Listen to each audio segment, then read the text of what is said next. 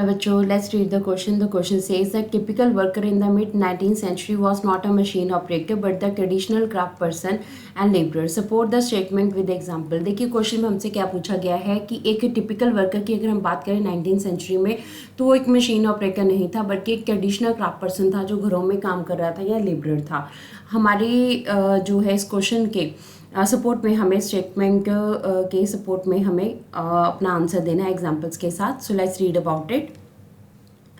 The first phase of industrialization was up to 1840s when cotton and metal industries were the main industries. देखिए अगर कहते हैं first phase of industrialisation की बात करें तो 1840s तक का जो हमारा फेज था वो फर्स्ट फेज था. इस टाइम के ऊपर ब्रिटेन में कॉटन और मेटल इंडस्ट्रीज जो हैं बिल्कुल डायनामिक इंडस्ट्रीज थी हमारे पास. The new industries could not easily displace traditional industries.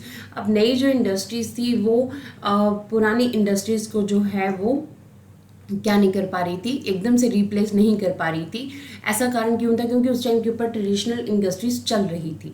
Traditional industries घरों में काम, प्रोटो इंडस्ट्रियलाइजेशन अभी भी चल रहा था.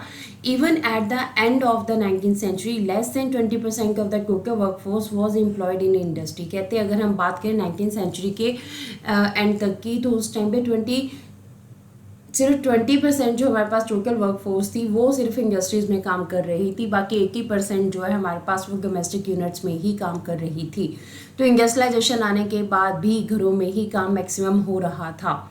New technology was expensive. ऐसा क्यों हो रहा था? क्योंकि नई टेक्नोलॉजी जो आई थी वो एक्सपेंसिव थी and industrialist were cautious about using it. अब देखिए नई नई जब चीज़ें आ रही थी लोगों को, जो इंडस्ट्रियलिस्ट थे इनके बारे में काफ़ी ज़्यादा वो केयरफुल थे इन चीज़ों को यूज़ करने के बारे में. क्यों?